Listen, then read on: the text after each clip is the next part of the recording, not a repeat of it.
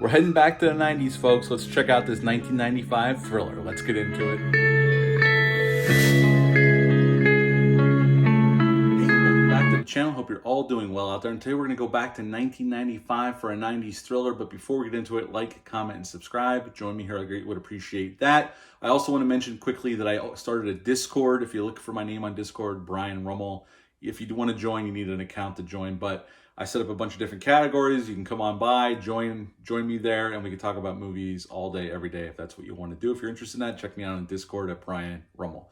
Now we're going to talk about a nice little thriller from 1995 called Nick of Time. This movie came out November 22nd of 1995. It's rated R. It's an hour and 30 minutes long, had a budget of $33 million, and sadly, upon release, only made $8 million. Now, this film was directed by John Badham. John Badham had a great career directing movies back then. He directed movies you probably heard of if you're a movie fan: Saturday Night Fever, Dracula 1979. He directed War Games, Short Circuit, Stakeout, Bird on a Wire with Goldie Hawn and Mel Gibson.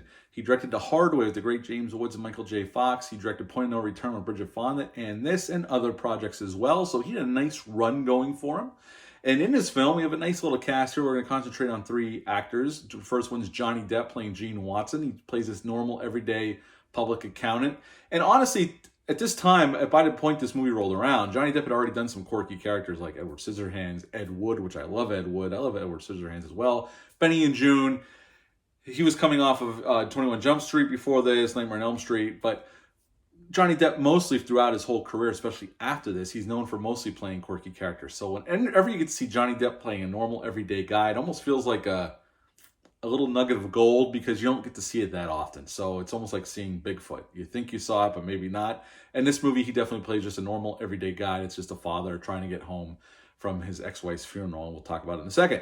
The great Christopher Walken plays Mr. Smith. He is our main bad guy, and he is awesome here. And Charles Dutton plays Huey. He has a shoe shine stand in this hotel where basically this whole movie takes place in, and he ends up helping Gene, or Johnny Depp's character, later on in the film once he realized what's going on. Now, this film has a very simple setup.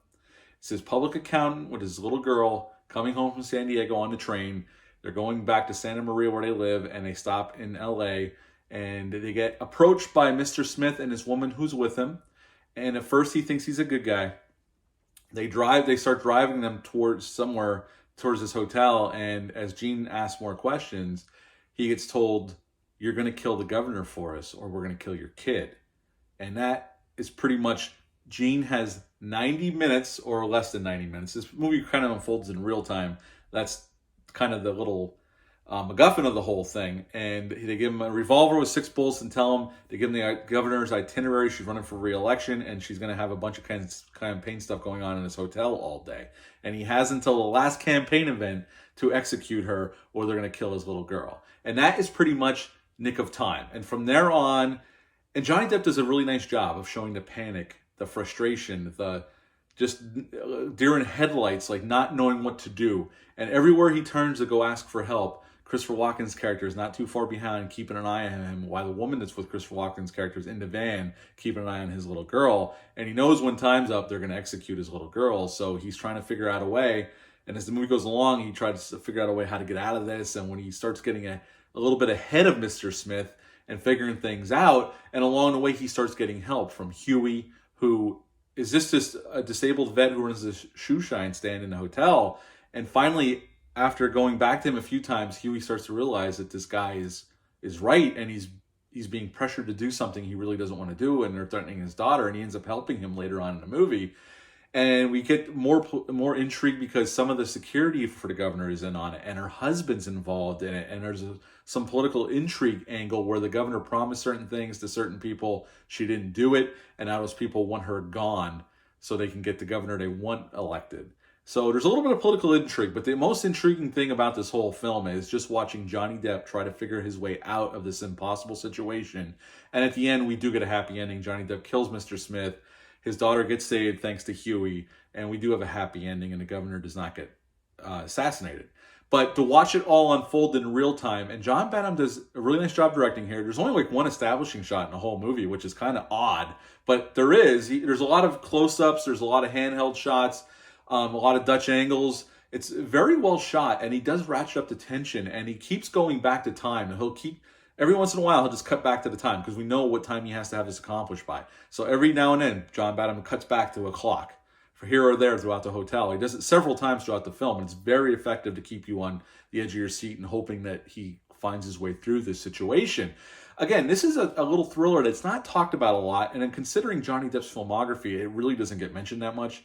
And Christopher Walken is great here. I mean, he's really great. He chooses scenery a little bit, but he just makes for a convincing bad guy. He's obviously done bigger, like went bigger with some of his other bad guys, but here he chooses scenery, but he keeps it more realistic and not so bombastic. But when he goes evil, he's evil as shit here, and he's fantastic. Johnny Depp gives a great performance, just playing the everyman. Like I said, to see Johnny Depp just give a normal, like playing a normal person with this little girl just trying to go home, is almost like a little bit of a gift throughout his filmography. I love his quirky characters. I love Ed Wood. I love Edward Scissorhands. I love Jack Sparrow. But it's nice just to see him play a normal, everyday guy trying to find his way out of this impossible situation.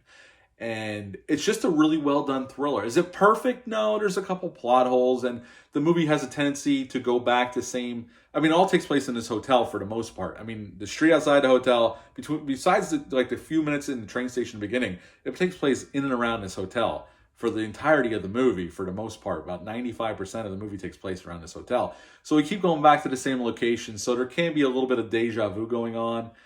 He keeps going back to the same bar. He goes back to the shoe shine stand a few times. So it can get a little repetitive, but overall, it's a very well done, tight thriller that doesn't get talked about a lot. And I hope maybe if you've never seen it, hearing me talk about it, maybe you'll check it out. I think it's worthwhile. I don't think it's perfect, but I've always enjoyed this thriller, and it doesn't get talked about a lot. Like I said, the plot unfolds pretty much in real time. There's a scene in the movie. They filmed this film in the same hotel that they filmed the last the last scenes of In the Line of Fire. Clint Eastwood, where he plays the Secret Service agent trying to stop John Malkovich from assassinating the president. Well, there's a scene where Christopher Walken and Johnny Depp's character are in this glass elevator going up 5 stories to the roof. And to shoot that scene, they shot all in one shot. And they had Johnny Depp, Christopher Walken, the cinematographer, the sound guy, the director, and the script supervisor, and a camera all crammed in this elevator to get this shot. I thought that was pretty cool to find out. Overall, this is a nice, tight 90-minute thriller that you can sit down and have a good time with. It's suspenseful, it's well shot, it's well acted. I've always liked it. Again, it's not perfect. I'm not saying it's perfect or it's mind-blowing. It's just a nice little thriller that you can have a good time with. It's well acted. And at the end of the day, I'd give Nick of Time an 8 out of 10. That's right, an 8 out of 10. Have you ever seen this movie? Leave a comment down below. Let me know. Hit the thumbs up, hit the subscribe button, share this video. I would appreciate that. I'll be back next with The Rock from 1996, Michael Bay's The Rock. And then we're going to do some more 90s thrillers. We're going to do some horror films. Demolition Man's coming up soon. Some Chuck Norris films are coming up soon. A lot of cool shit's coming up. So stick around. But until next time, bye.